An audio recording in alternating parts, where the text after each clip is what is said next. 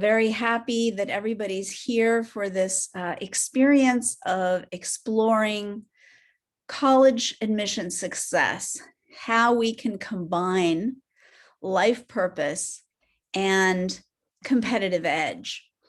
I know I look forward to seeing how many of you, a poll has just been launched. So if you would be kind enough to tell me how many of you are students, how many of you are parents or guardians, and what grade your students are currently in, so that I can kind of angle my responses and talk to your specific needs. Fantastic. And also Grace has put in the chat my contact info and a few more details that we'll be looking into a little bit later. So yes, even in the chat until the poll is ready, would you put in, please, the grades that your kids are in? I'm trying to get a sense if we've got mostly 11th grade families, if we've got mostly 9th grade, or some middle school possibly. Okay, I see all of that. 11th, great. Yes, fantastic.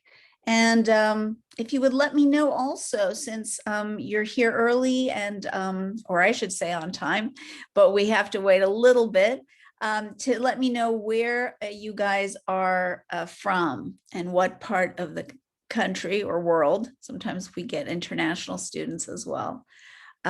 So just drop that in. Okay, wonderful. South Carolina. I'm talking to you from Austin today. So Milwaukee, very good. Virginia. Okay, fantastic, fantastic. Well, we'll give people another few minutes to come in. Jersey, okay, very good, very good. Okay. And maybe as you're putting your, senior, great, a senior. So we've got some students, some parents. Now, the people who've put in their state, I assume you're all parents, right? Unless you're telling me you're a student. I'm assuming that you're all parents. Okay, well, we'll give people another minute. And as people are coming in, I will start. So my name is Anjali Maazel. I'm a former Princeton University interviewer, TED Talk speaker, college admissions expert, and I'm also the very proud mom of a thriving 23-year-old who's now in grad school. At Anja Education Consultants, we've helped hundreds of students get into their top choice schools, including Yale and Stanford, Johns Hopkins and Vanderbilt, Swarthmore, and UT Austin, to name just a few. So as a Princeton interviewer, I learned what colleges are looking for in a student and how applicants can really stand out from the crowd. And as a parent, I learned how important it is to teach our kids that college is just one step in creating a life of purpose, not an end in itself. As a professional, as a college admissions professional, I have guided a lot of students to have the kind of college admission success they're looking for without sacrificing a sense of what they really want in life, what they're really good at, what their passions are, and the relationship between that and life purpose, which we'll go into in a little bit.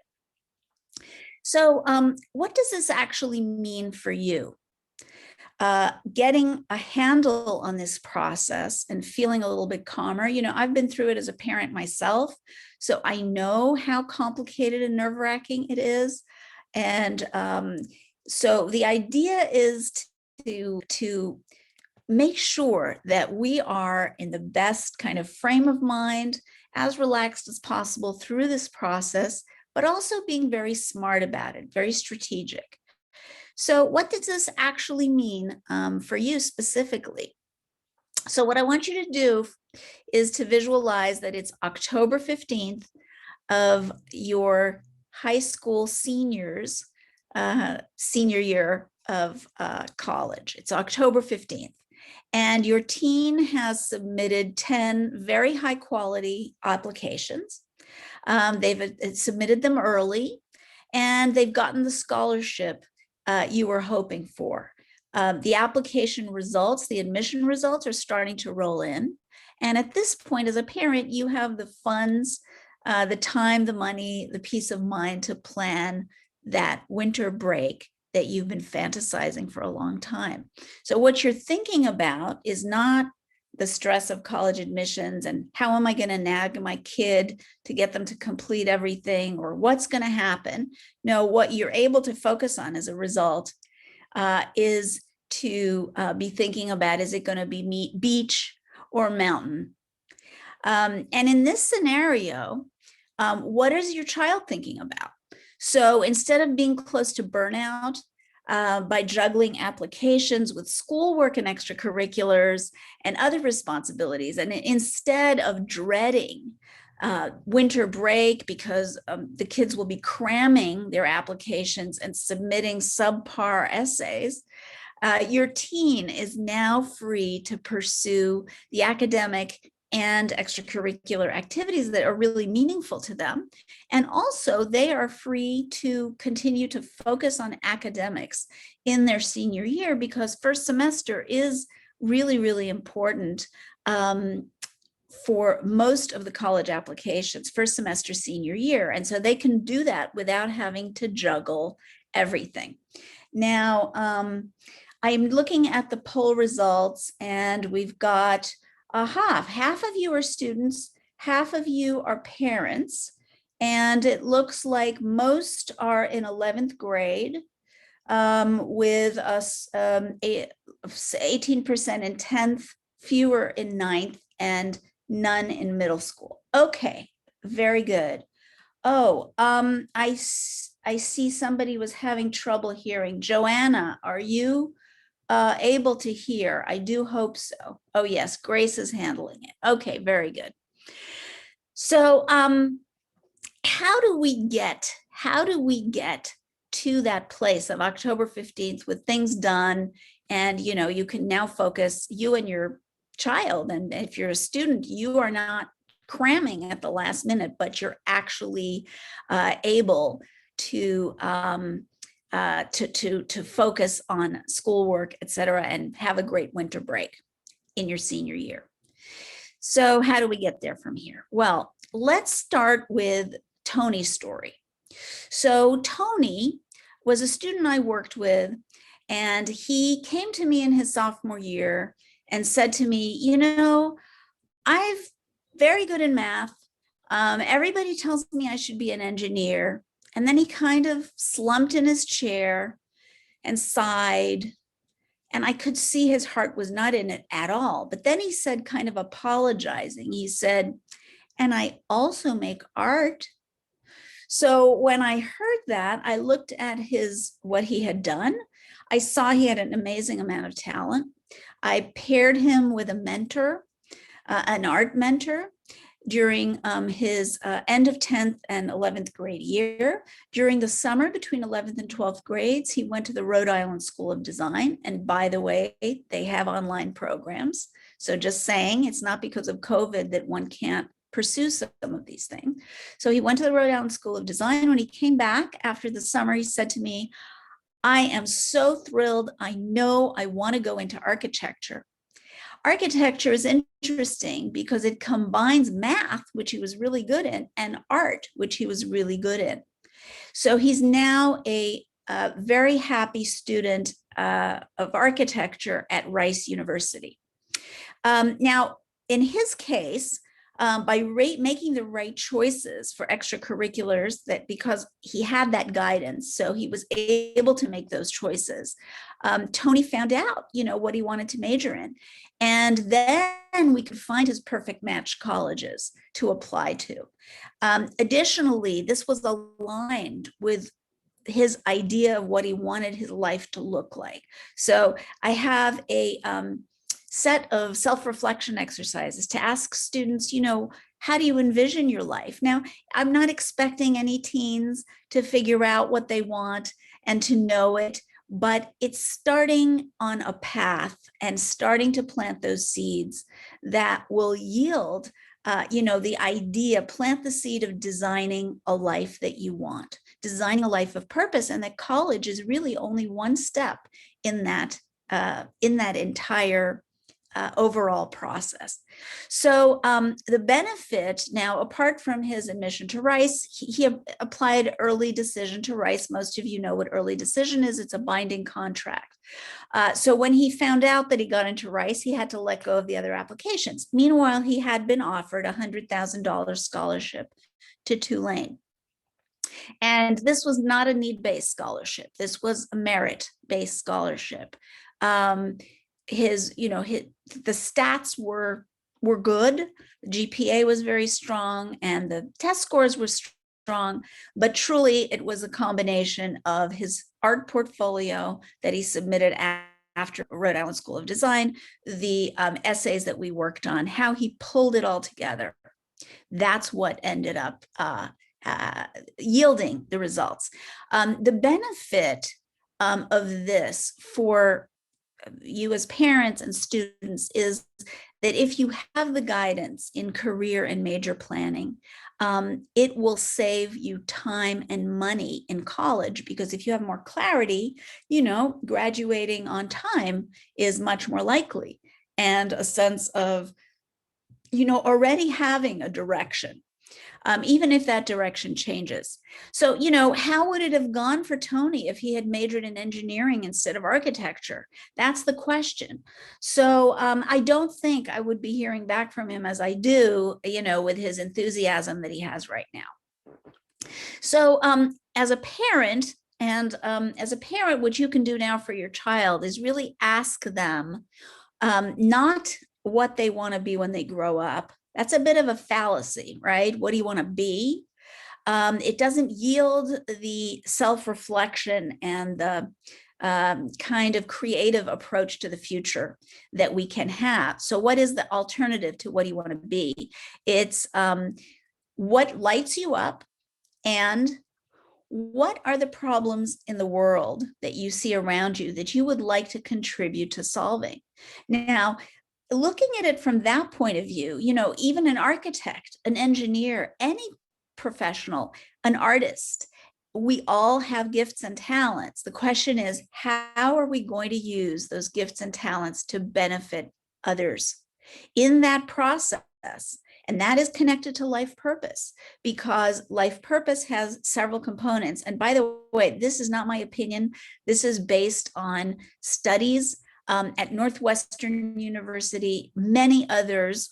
I will be sending you a handout so you can see what the research actually says, is that there's several components to the idea of life purpose. One is having a purpose that is beyond yourself. So what you do benefits others, but it's also a sense of the design of, how do I see myself? What kind of salary is going to, bring me what I want? What kind of daily tasks in my profession are going to be not only financially rewarding, but also fulfilling on a long-term basis? So those are the questions that you can do. And if you're a student, of course, you can ask those questions yourself. I can, if you sign up for my free strategy session, I can also send you some materials on that. So what we want to find is the sweet spot between passion and aptitude.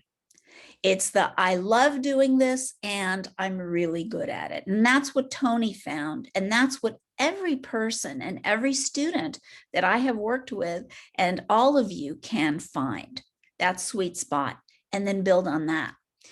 So now let's look at another aspect. So that was the aspect of, building a college list based on the perfect match major, right? Based on that major and identifying that passion, talent, and aptitude blend. Now we're going to look at another key aspect of success in college admissions, which is how your teen can tell their story for on a compelling way in the application. So for all of you students, I'm sure you've heard a lot of different points of view on this, and hopefully this will bring you something new. So let's look at Adrienne, who's a student that I worked with as well, who in her case, she needed to maximize her scholarships. There was more of an emphasis on that. She was coming into the process with a slightly lower GPA than Tony, in the kind of mid to high B's. And what we did to help her get to those scholarship results that she really wanted was to help her tell her story, focusing on the extracurriculars that she had most invested in high school. Now, in her case, it was peer counseling. She'd done a lot of that in her high school. And she'd also, she had a vocal talent. So she participated in a worship team. In fact, she led it at her church. And so the combination of the peer counseling, the voice, and the worship team, there was a story to tell there. And we wove that together in a way that we wove together her talents in a way that got her 12 scholarships ranging from $20,000 to $100,000. Now, she had a lot of good choices. She ended up at a school that brought everything that she loved and that she was good at together. She said she would major in psychology. She ended up at a school, which is a hidden gem called St. Olaf College in Minnesota, which has 8 choirs. So her vocal talents were able to be used, very prominent. They have PBS specials during the holidays with those choirs. And they had a very strong emphasis on spirituality. So that was important for her. And she got to participate in that and a strong psychology program. So the key here is to see, if you're a student, to see your journey when you're writing your applications as a story. And for parents to help your kids do that. How do your academic interests, or how do your kids' academic interests and extracurriculars fit together? How can all the threads be combined to reveal who you are, what you care most about? Again, you see, this is where competitive edge, which was the topic today, is how to combine competitive edge and life purpose to obtain college admission success. So this is ideal, because if you write, you bring together those threads. It's not only about ticking the boxes to tell a compelling story so that your application is attractive, but it's also understanding more about yourself. Ideally, the application process should be self-discovery. It is possible to transform the stress into a journey of self-discovery. And honestly, that's what I really wish for all of you students, for all of you parents.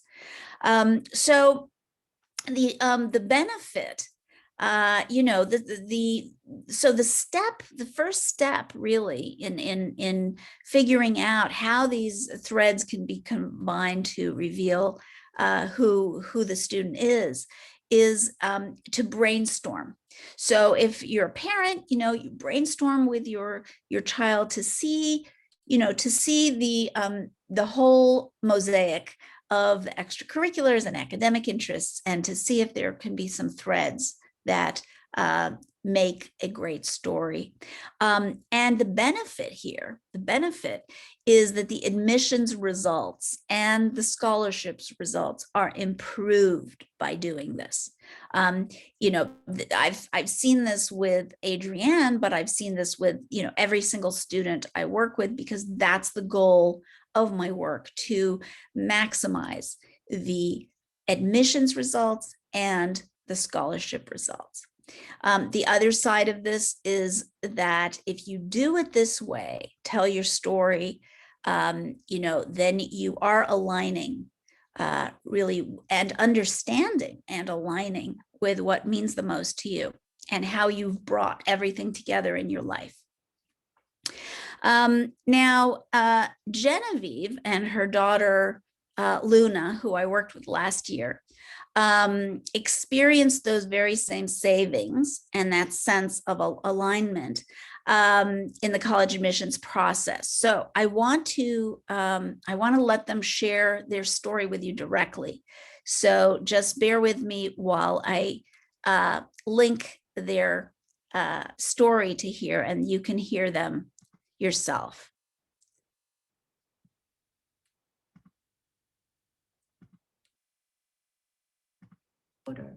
She went to private school.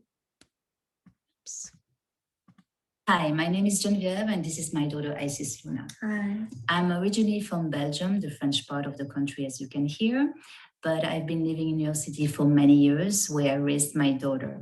She went to private school, the Rudolf Steiner School.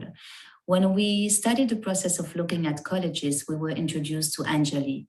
She interviewed us, getting to know our background, our path, our aspirations, and guided us all the way.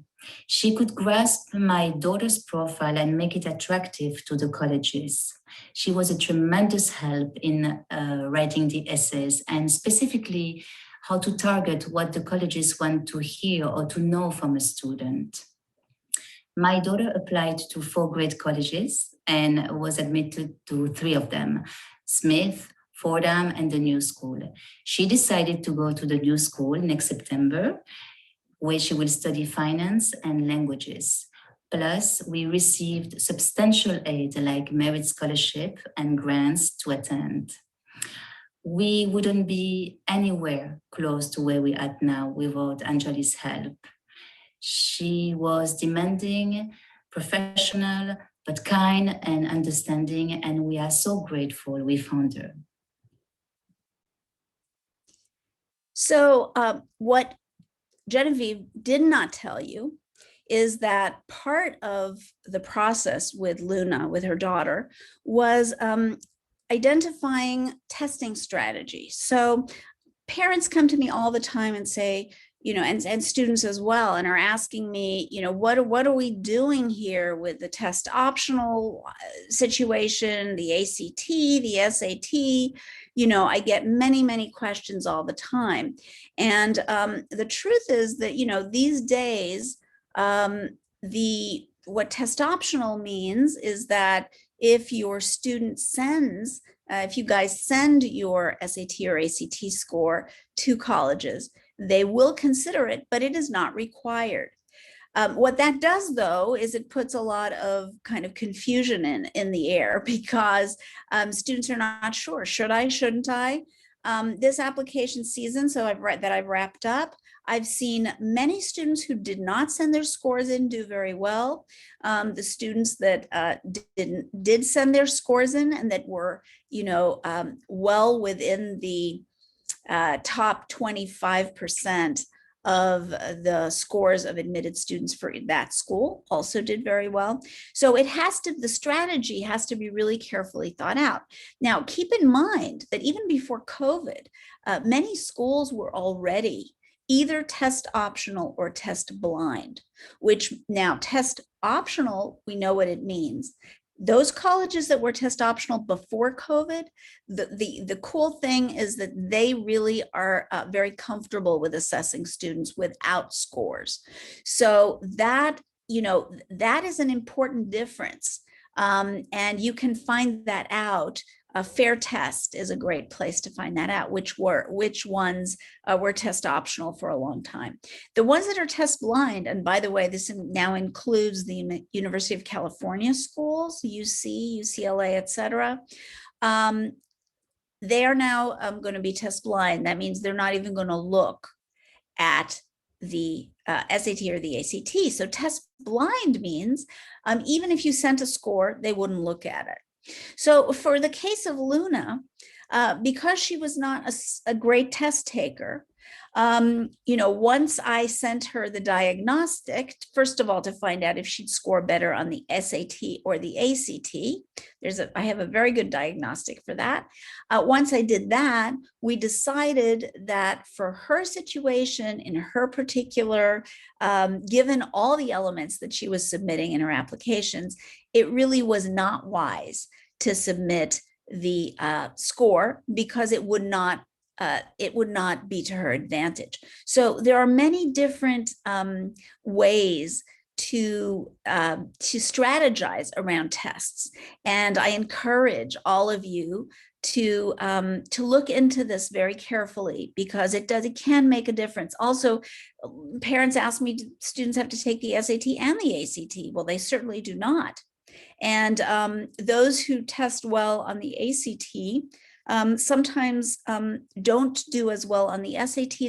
There's a big difference between those two tests, which I can go into later.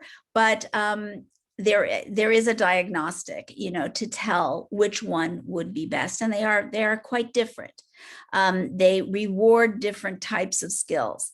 So now, what you might be wondering at this point is how all the pieces fit together, right? So we've got, I mentioned so far, choosing your major, aligning with what is most important to you and what you're really good at. And then we talked about writing compelling essays and pulling all the threads together. And then we talked about SAT and ACT and testing strategy. So there are many moving parts to the application, right? And you might be wondering, what are the steps to really achieve college admission success and to combine competitive edge with the alignment with who the student really is. So over the years, I've developed a blueprint for how to get this done. And I want to share it with you. And so I will give you that in just a second. I'm just going to check my, okay, hang on. Here we go. Okay.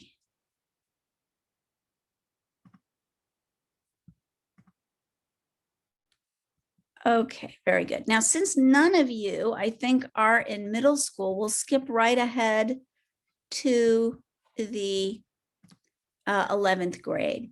So I'm going to tell you how I have combined all of these aspects into an approach that really, really works.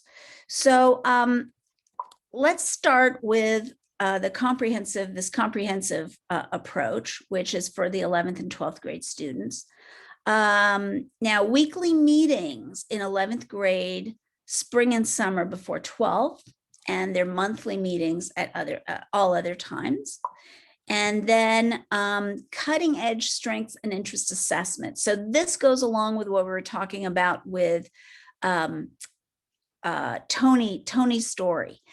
Sometimes that assessment, which I did give him, can kickstart the process, even if a student doesn't have a visible talent. It can help them discover that. It can be extremely helpful as a setting the stage for either the summer planning or the essays. Then beyond the basics, so transcripts, tutoring recommendations, curriculum, and course selection. So let's say I start working with a student at the beginning of the 11th grade. This is what we do. I analyze their GPA and their transcript, and I make recommendations for the course selections and for the curriculum, because the top 3 criteria for admission success are going to be the strength of the curriculum, so how challenging it was for students. Yes, and the GPA is going to fit in there, but in the context of which courses were chosen. So, but that course choice actually is super important, because sometimes students overschedule themselves. So what we're trying to do, is always combine competitive edge and the life purpose aspect of mental and physical health, because that is according to those studies I mentioned, key component of being able to live a life of purpose is that there is a benefit, a mental and physical health benefit. So we want to prioritize well-being and not overschedule. That's why balancing this and getting some guidance is so incredibly helpful. So then elegant extracurriculars, really trying to, again, if I'm working with a student at beginning of 11th grade, there can be planning for the summer between 11th and 12th, and then also those activities, because even though I don't encourage the student to think strategically, I think strategically. I encourage them to explore and develop their talents. That's what they do. What I do is keep in the back of my mind the strategy. What are we going for? What's the final end game in terms of college admission? So I help them to make choices that are both aligned with who they are, what they really are passionate about, what they're good at, and how that is going to play out in the admissions results. And then life skills boot camp. So this, what I call life skills boot camp, is really communications. And there's so much of this during the college application process. Many schools want the resume. Some schools require interviews. So I give interview prep, email and phone strategies. So connecting with those reps in the colleges is going to be so important. It can make a huge difference in terms of again, maximizing those applications. And the social media course, not very long, not very complicated, but it does play into admissions. There has, again, been studies, which I can send you, that show that it does, there have been surveys that have been done of admissions staff, to see how many people actually look at the social media of students, and it's quite impressive. And then there's also how colleges track, but that we will get to in a minute. And oh, by the way, that also includes creating a LinkedIn profile. More and more students have LinkedIn profiles in high school. So that can be a wonderful way of connecting with colleges and contacting professors. Best fit college list. We help create that based on preferences, the student profile and the admissions trend data. And then the testing plan with a diagnostic of ACT versus SAT. That's the choice really that students need to make. And then we make a plan, like when is it going to happen? What part of the year? I try to help students be very smart about it so that they minimize stress and maximize results. And then the college applications. This package includes up to 10 schools. 8 to 10 is the general amount that students apply to. I've had students apply to 6 and 4, like Luna did, but I had one this year apply to 22 schools. So it's very personal, but I recommend as a starting point anyway, to create a list 8 to 10. And then outstanding essays. We talked about that with Adrienne and how to weave everything in. Now, what that includes is all the major specific essays. Let me give you an example. UT Austin has one main essay. They have 3 extra essays, but then if you're applying to honors, if you're applying to sometimes, like for engineering, they have a major specific essays.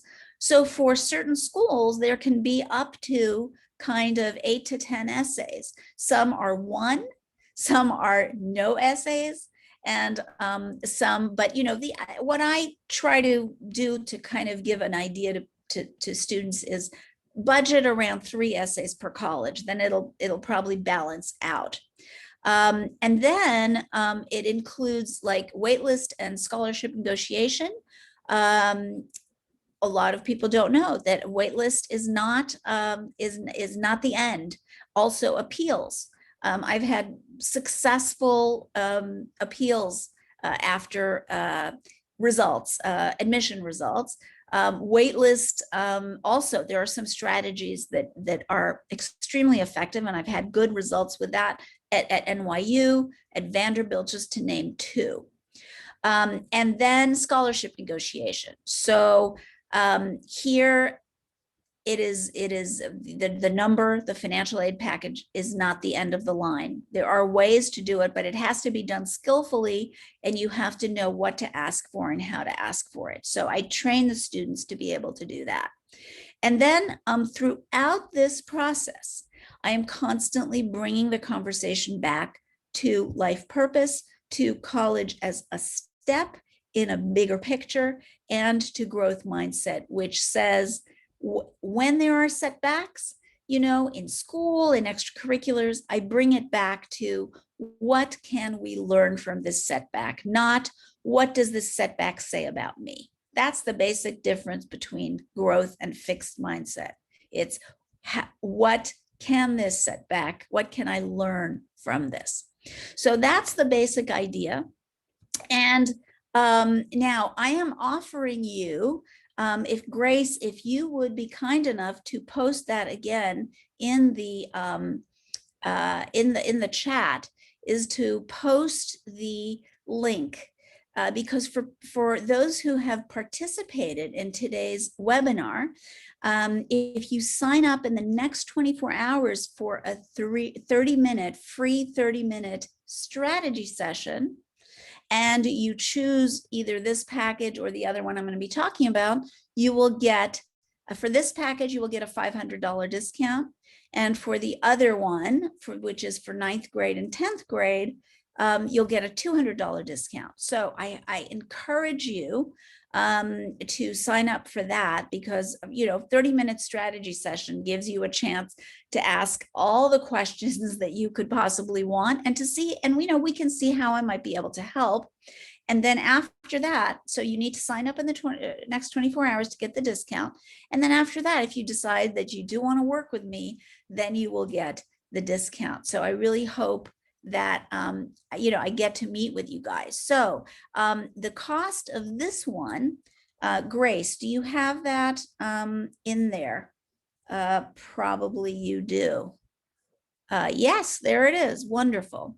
So the cost of this one is for 11th and 12th grades both together. That's all the way through matriculation from June 1st of the end of sophomore year. So it starts as early as June 1st, between the summer between 10th and 11th, all the way through the end of 12th grade. And this corresponds to between 60 and 100 hours. And this is not 60 and 100 hours of meetings, one-to-one. It includes all of those hours, between the essay work that I do with students, which is, from brainstorm to final draft, researching the essays, contacting colleges when that's appropriate. All of that put together, 60 to 100 hours. You might see other packages around.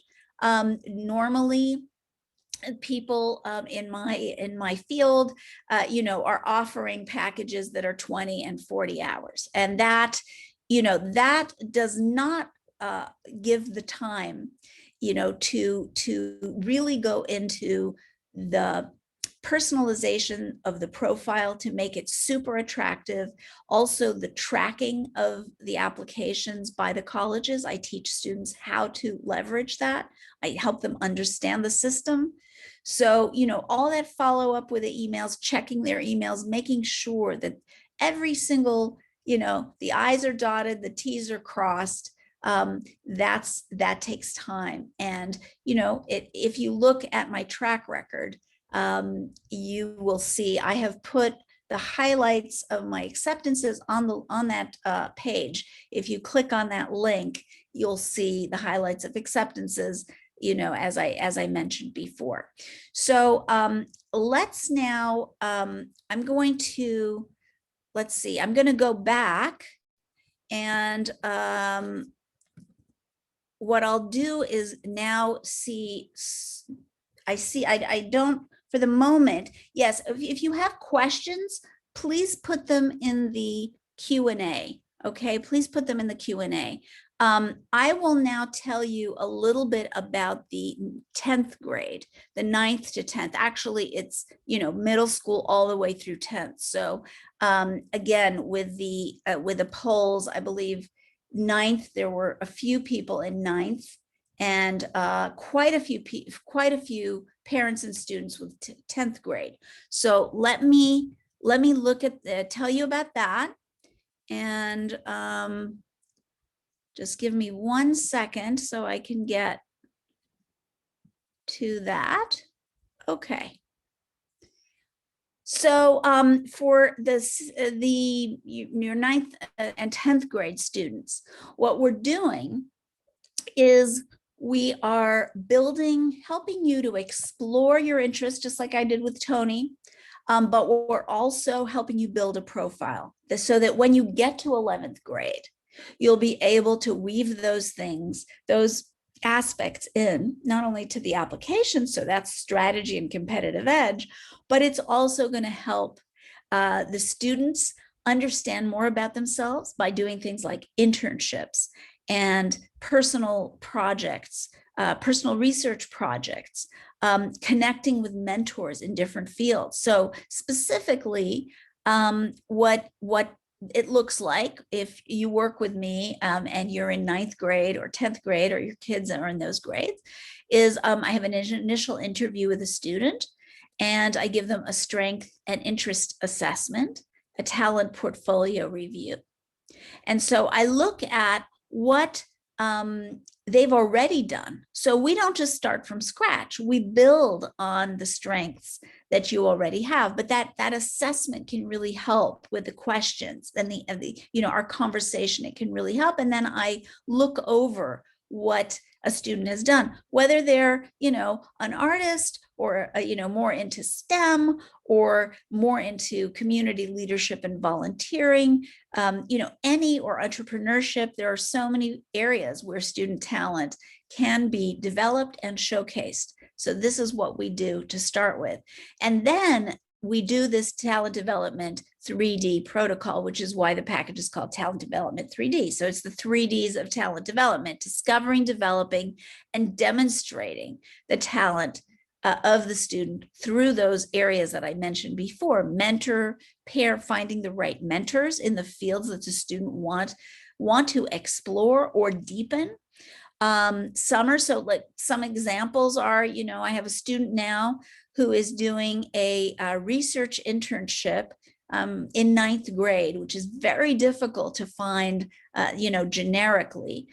He's a rising 9th grader, so he's going to be doing a summer mentorship this summer in a specific kind of computer science. And so I found a mentor for him at Cornell, a PhD student, and they are already set to work together. Another student is very strong in poetry. So I found that student a poet who is, in fact, very aligned with the student's style and theme interests, and they're working together. So the goal here is not only to develop the talent of the student, to help the student see, is this something that I want to pursue, even just as an extracurricular, but it's also to build that profile so that by the time we get to 11th grade, they really have something to show for their efforts. Because in each of these mentorships, I supervise to be sure that there is a final product. And then we bring those together. I keep a portfolio for the students. And then those are able to be showcased in 11th grade. And then, so this is the consistent documentation is what we're talking about here, is building the portfolio. And then guidance and proofing of all extracurricular activities, competitions, internship applications. Every application that the student makes, whether it's for the summer or, many of these applications require one or more essays. I help them brainstorm. I help them through the final draft. If there is any communication with these mentors that to set it up, but then I let the student go on from there. And then it also includes the transcript review, tutoring recommendations, and course selections, just like for the 11th grade package, to be sure that, everything is on the right track, and if they need any support. So I handpick my tutors from Princeton. These are students with a lot of experience tutoring, but also for test prep, they have very high test scores, and for academic subjects, they are extremely experienced and high achieving themselves. And then the personalized high school timeline. So I will give students in 9th and 10th grades, which also you get, by the way, in the 11th grade, is a timeline. So to know, when are we testing? When are we, going to have to do the most, let's say, competitive research project that we want to do in those 4 years? When are we, and certainly for the applications, then we're going to have a very clear timeline as well. And then, as I said, for the other package, use of growth mindset and focus on purpose throughout the process. So this includes 4 to 6 meetings, and the research on the optimal extracurricular activities, the mentors, the internships, application essay guidance, and all of these programs. So that is going to be 1,497 paid yearly. So, but you're not locked in. If you can work with me 1 year and decide it's not a good fit and move on or whatever, that's fine. Generally, students stay with me, for the duration, but it's absolutely open. I don't require that any parents, commit with no exit. I want parents and students to be happy throughout the process. So, at any point we can part ways, and financially I make it so that, I'm only paid for the time that I've actually been working, and not the advance. So it works out for everybody. And so, yes, I'm trying to see, you do see the link, right? So again, if you sign up in the next 24 hours, on this link, you will get a $200 discount on the 9th and 10th grade packages, and a $500 discount on the 11th and 12th grade packages. So can you post the cost for 11th to 12th grade package again? Absolutely. I'm very happy to do that. I can put that here. So that's 899.7 for 11th and 12th, plus of course, a $500 discount. So I just sent it. Oh no, this is to panelists. Okay, give me a second. I'm gonna do, and the custom package is customizable. Yes, absolutely. The custom package is customized. In fact, they're all customizable. I like to work with parents to try to make things work. And so, that's how we do it. And then here, let me post this again. Did you guys get this? Yes. We got let's see, Roxanne, no, Stella, do you see the amount for 11th to 12th grades? I hope you do. Yes, perfect. Okay. And then is yes, so they're basically all customizable. What I've put together is these packages to try to save you guys money instead of paying me hourly, because the whole point of all of this is to combine competitive edge by maximizing all aspects of the profile building and the applications, right? while helping students to understand who they are, what they want. And that's what I mean by aligning with life purpose. Again, I don't expect teenagers, and we don't want to force them to say, you know, what is my life purpose? That's a huge question, right? Most of us are still figuring it out. The idea is to get started in that way. And I know, you know, because I am part of a number of organizations, I talk to a lot of families. This aspect of it is really, I'm the only person really focused on this. And you know, you'll see a lot of, you know, get your kid into the dream school, or get into your dream school. We'll help you get into your dream school.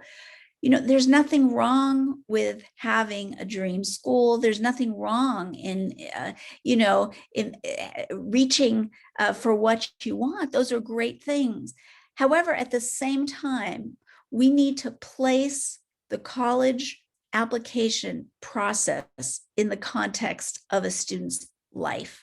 Because what do we want for our kids, right? We want them to thrive. We want them to be happy in the long run, and we want them to be financially stable. So if college is serving that purpose and serving the purpose of, you know, fulfillment, and you guys who are, you know, students who are thinking about this, it's like two wings of a bird, right? You have you want that financial stability and the results, and at the same time, you want the sense of fulfillment. And but the good news is that the sense of fulfillment and the results do not have to exclude each other. If you don't hear anything else from today, just remember that. And I'm talking especially to the students, right? There are many ways. If you look at 21st century job skills, the job skills that are going to be the most useful in the age of automation, they are what we call soft skills. They're, you know, creativity, communication, empathy, growth mindset, openness to continuing to learn. Many of these skills, those are the skills that can, you know, and those are in different types of jobs. It's not just doctors, lawyers, and engineers. So what I ask everybody is to step out of that, you know, 20th century paradigm. We're in the 21st century, and to see there are so many options.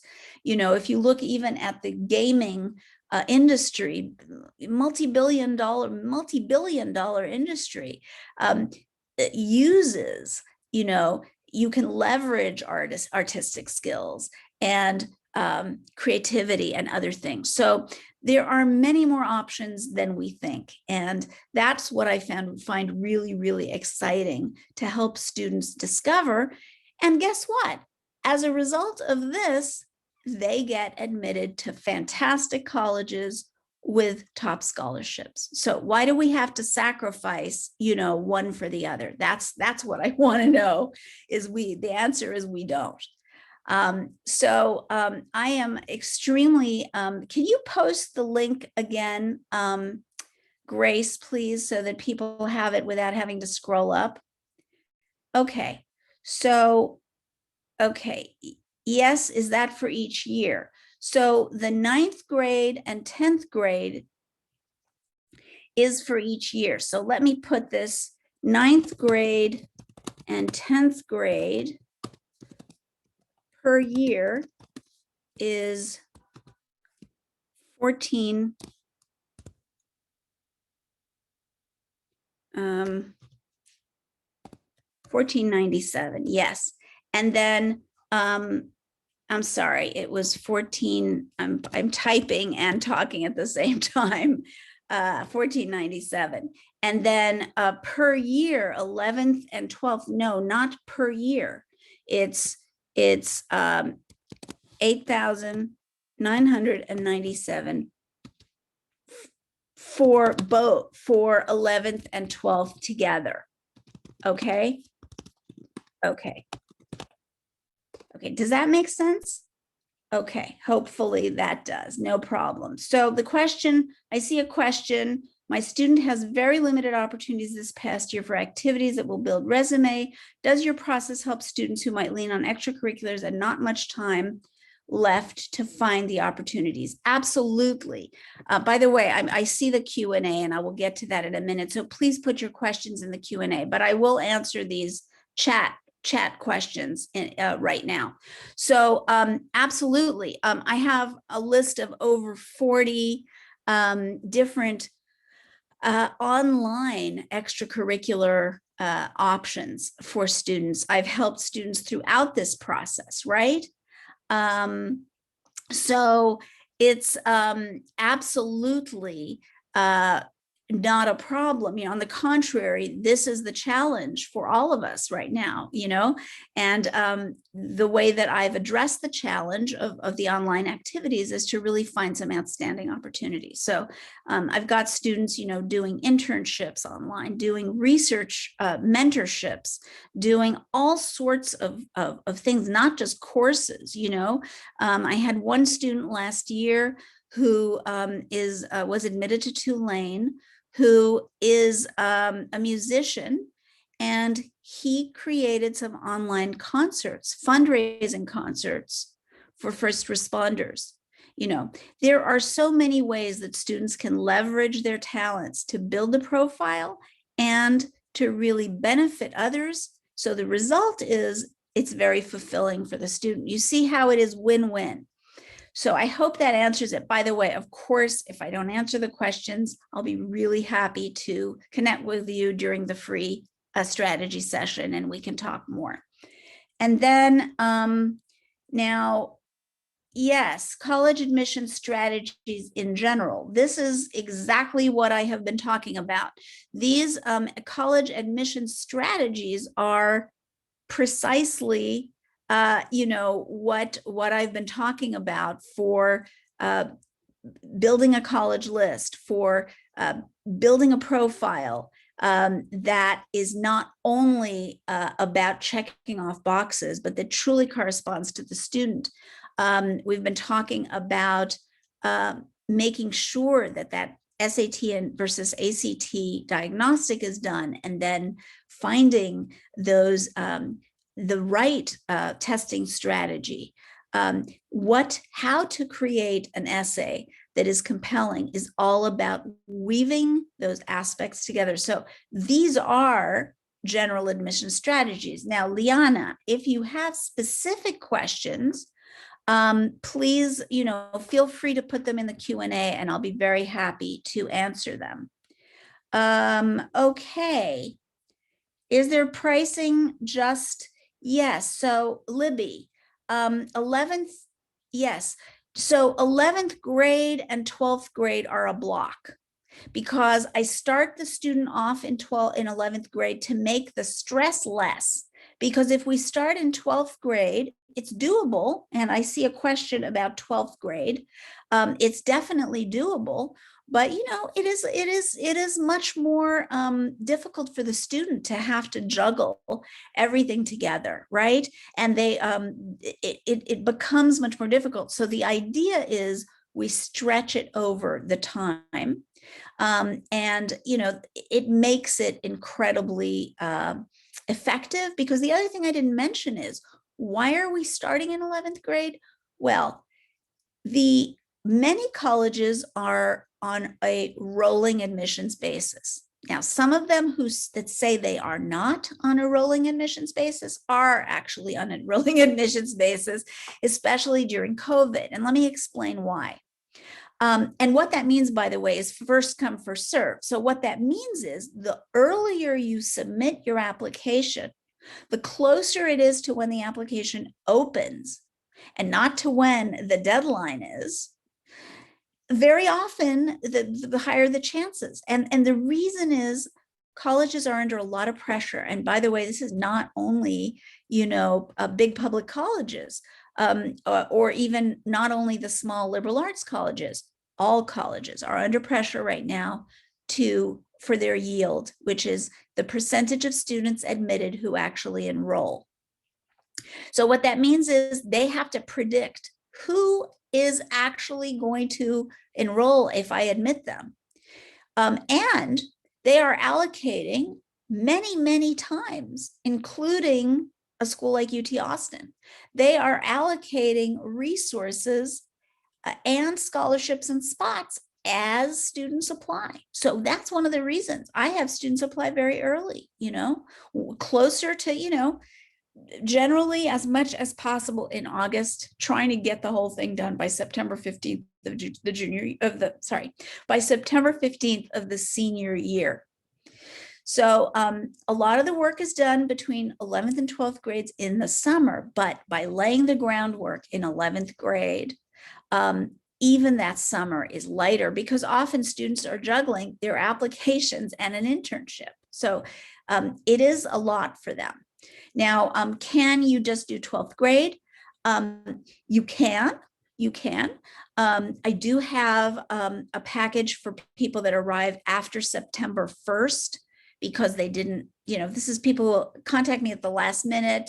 Generally, they contact me after October 15th of the student's senior year, and they tell me, well, my student has applied to a bunch of schools and they haven't gotten in, so we need somebody to help them find 5 other schools and apply. And so I do have something like that, but I don't offer it to students unless it's kind of already in 12th grade, and it's fewer than 5 schools.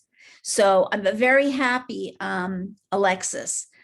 Please contact me. I will be very happy to explain that to you. I don't know if your child or if you are in, 11th or 12th, but we can definitely explore that. Absolutely. And keep in mind, the packages are customizable, right?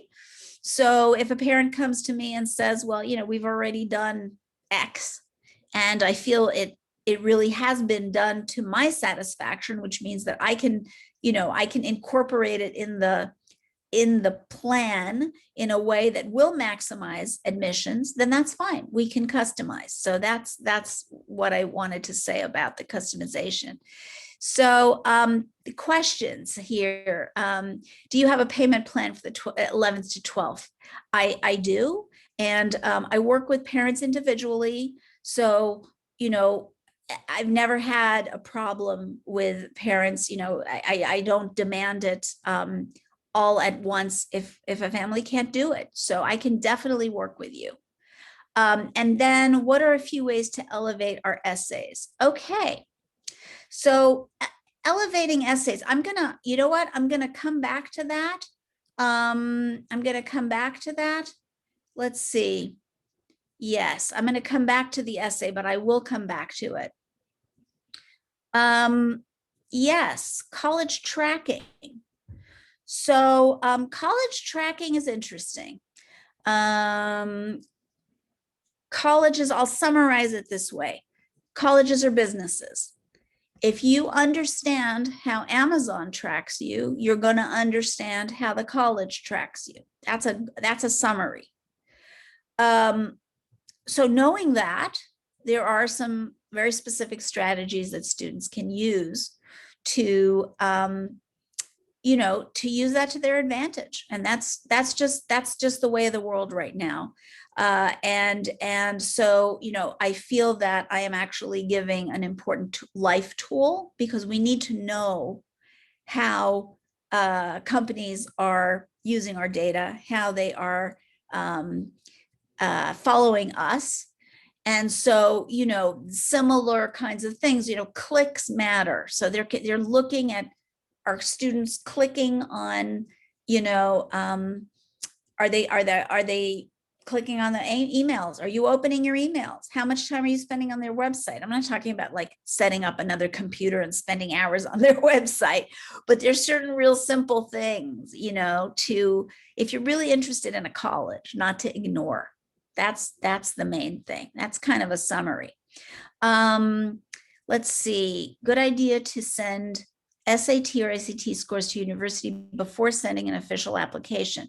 It's all about timing, right?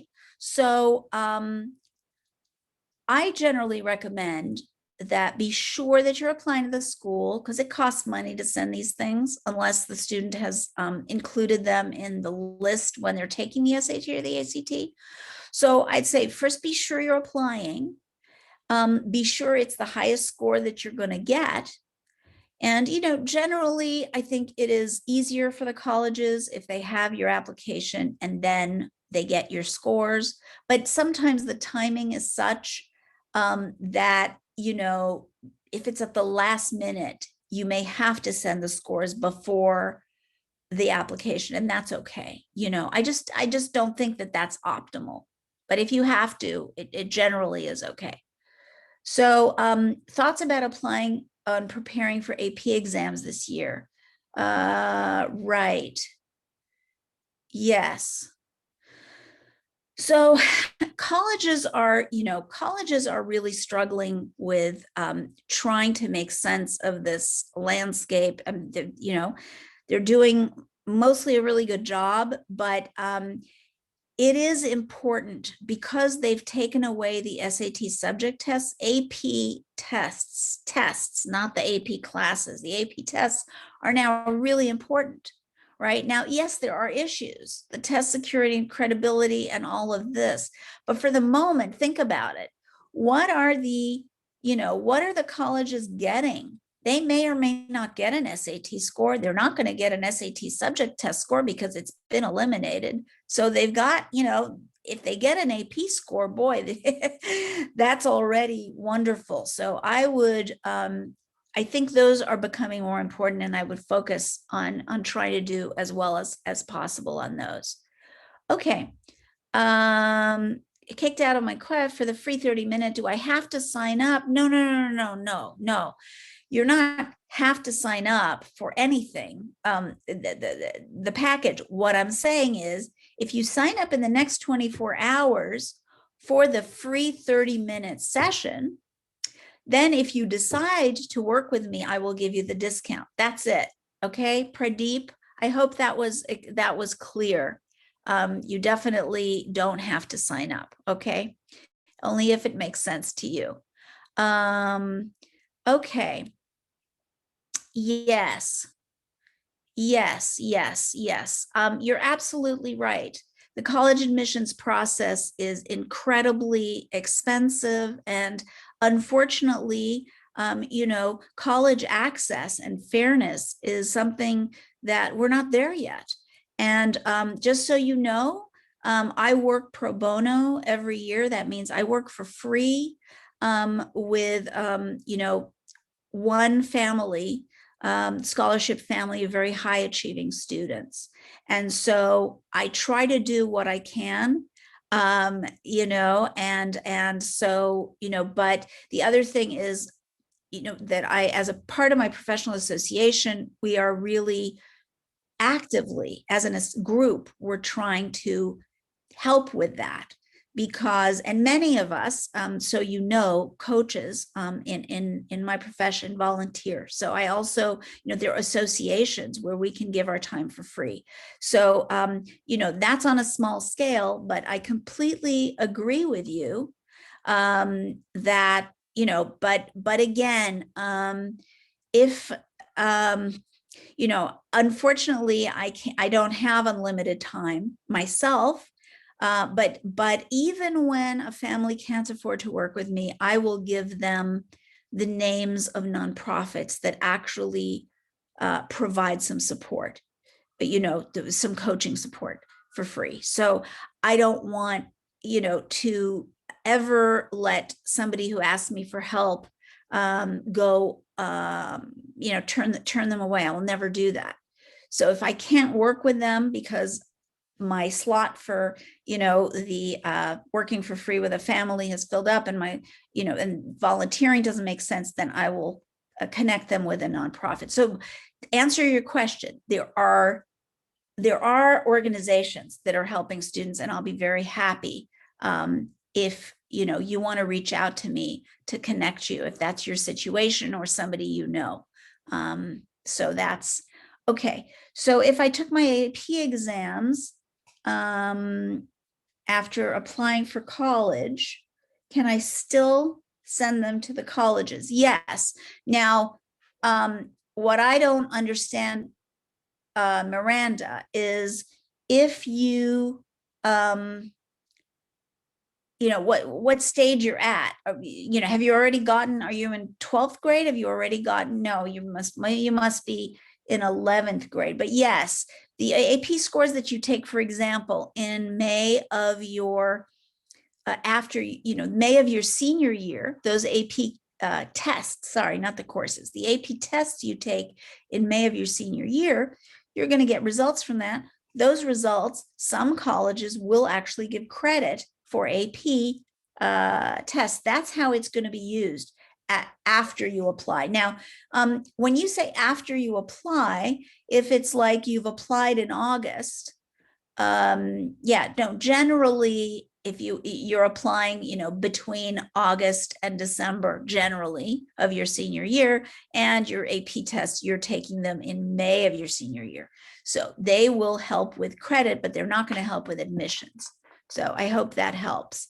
And then elevate your essays. I promised I would answer that one. So yes, now, there are ways to elevate the essays. Not knowing you, not knowing who you are and what, whether you're a student, whether you're a parent, I wish I had more information, because generally the recommendations I give are really personalized. What will work for one student will not work for another. But let me give you some general tips. Students worry a lot about, what am I going to write about?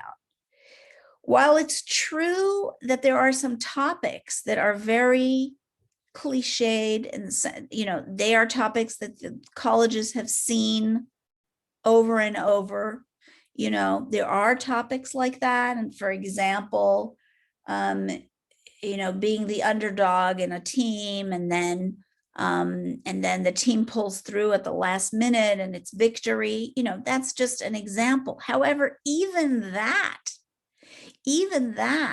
can become a very compelling essay.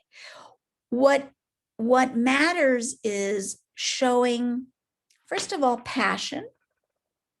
Second of all, giving examples. One of the main mistakes I see students make in their essays, it's all very general.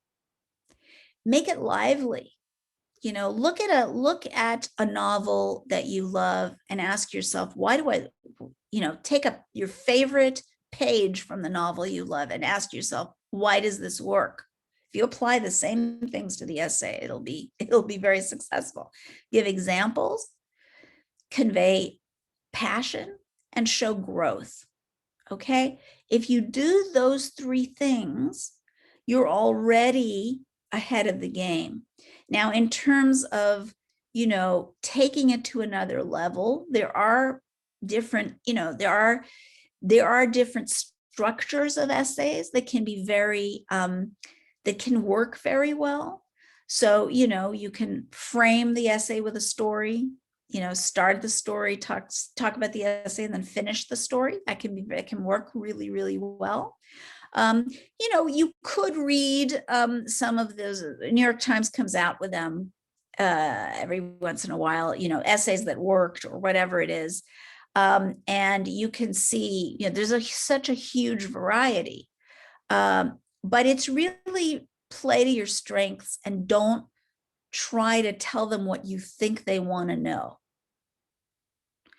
Pretty much, if you're telling a personal story with passion, with examples, and you've given some thought to structure, you're already going to be doing pretty well.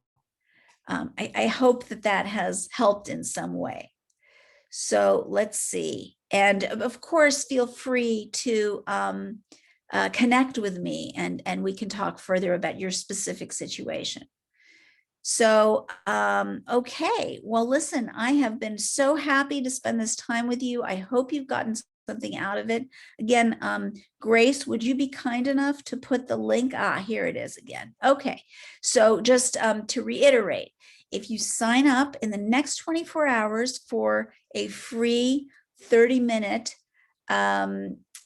strategy session where you can ask questions and we can go a little bit deeper into your specific situation.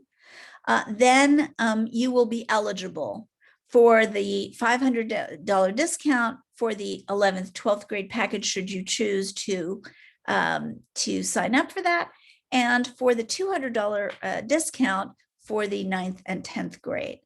So feel free to reach out to me. It's really been a pleasure to connect with this community. And thank you so much, Grace, for being a wonderful moderator. And yeah, we will hopefully connect very, very soon. Thank you, Libby. Thank you. Oh, Stephanie's asking to post the link again. Okay. Grace has posted it. Okay, Kalyana, of course. Stella, you're so welcome. You're so welcome, Stephanie. And yeah, maybe another time we'll, if you come to the strategy session, I'll actually be able to see you. So that'll be fun. Right now, you all can see me and I can't see you. So it is quite interesting. Okay, fantastic. All right. Thanks again.